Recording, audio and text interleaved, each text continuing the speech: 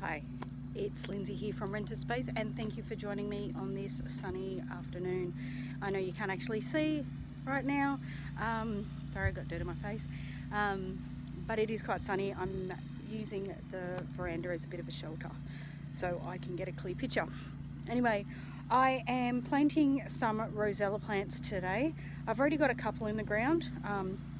I took advantage of moving around my garden the other day to get those in, and now we've had a lot of rain yesterday, so I'm taking advantage of that.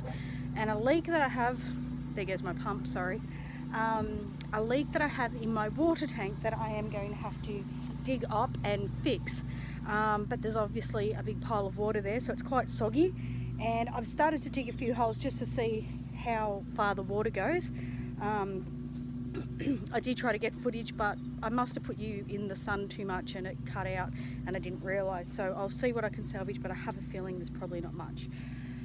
Anyway, so what I'm doing is I'm going to be digging out around the water tank so that I can get in there and get the staunch fitting resealed, because I think that's where it's leaking. But I'm also going to dig a little channel from there into one of the holes just to try and drain the water out so I can get in there and get a good dry seal on that water tank, because at the moment the hole's pretty deep with water and I'm going to try and flush it out. But I'm going to take advantage of that and fill up at least one of the holes, and then plant some more Rosella plants. Now these are along my chicken coop. I'll flip you around in a moment and show you, but basically what I'm doing is putting in the Rosella plants, and I'm also going to get it so that those plants add as a bit extra of a shield for the sun that comes in of an afternoon. In winter I think it's going to be a windbreak, that's my aim, and in summer it's going to provide a little bit of shade and shelter. I have to keep the chicken coop smack bang in the middle.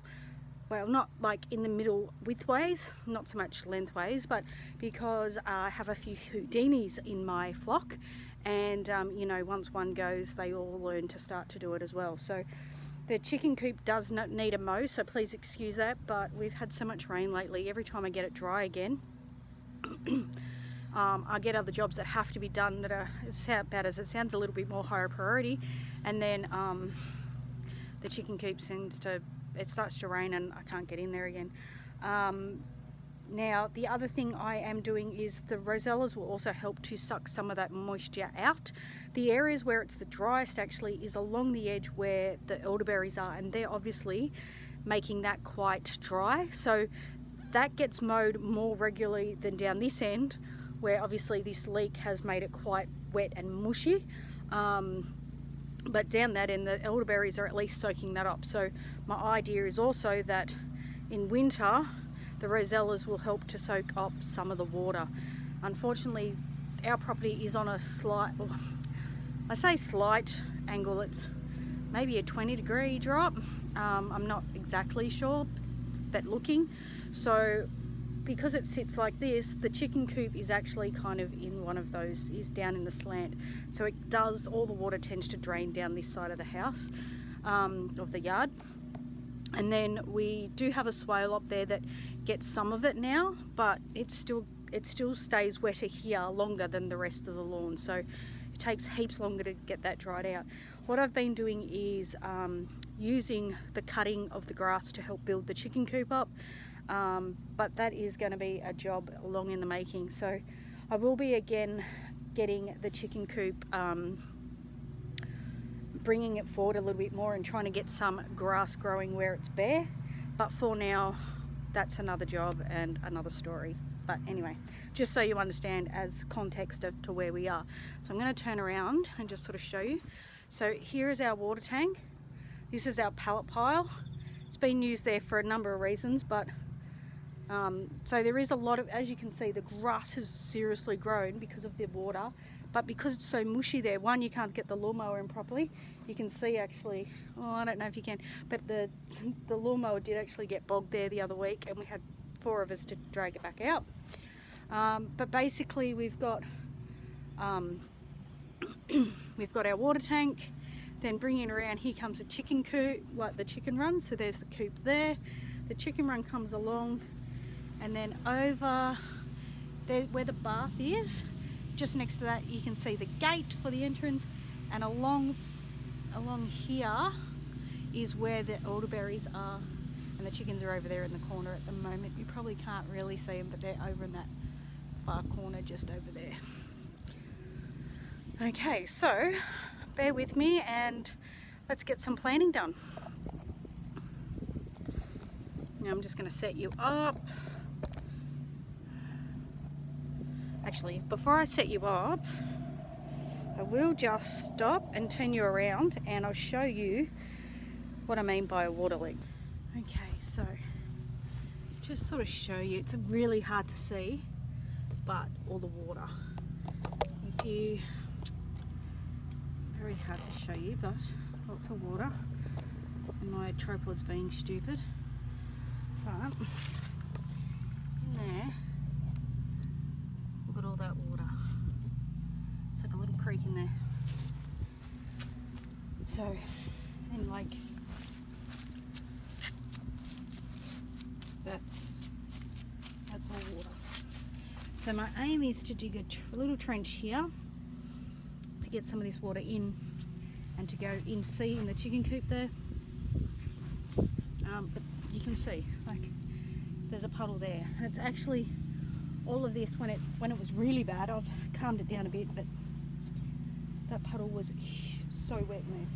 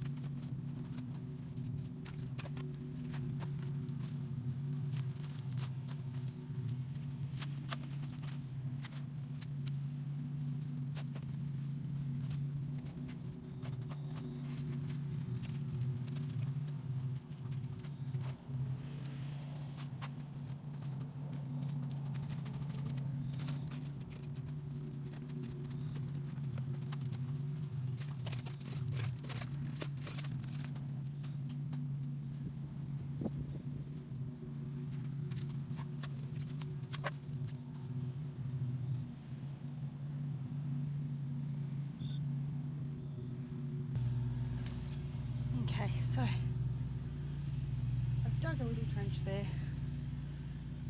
Probably can't really see it, but there is a trench there. Please excuse the mowing, the lawnmower my neighbour's mowing. At the moment it's like every 2 to 3 days, and we're surrounded by 1, 2, 3, 4, 5, 6 properties, so there's always a lawnmower going. Anyway, yeah, trench is dug. Number 1 done. Now let's get some trees planted.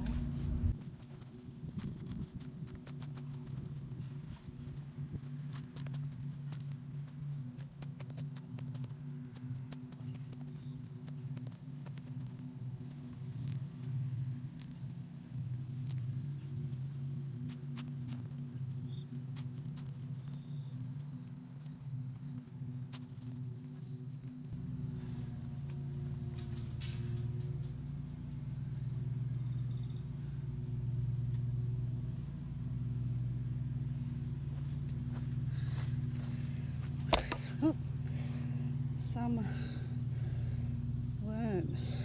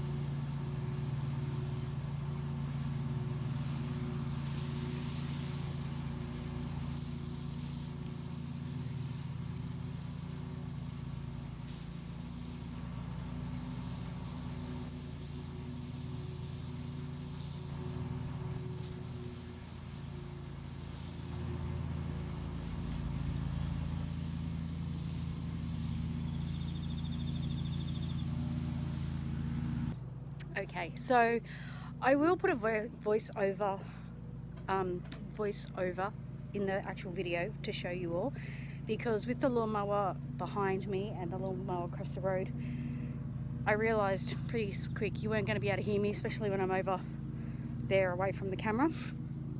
And I had to keep the camera far enough away that you were in the shade so that you didn't get sunburnt with me. Anyway, so thank you for joining me with this. So basically what I've done is I've planted another 4 Rosellas today. I'd already got 4. Now originally the first 3 are quite close together,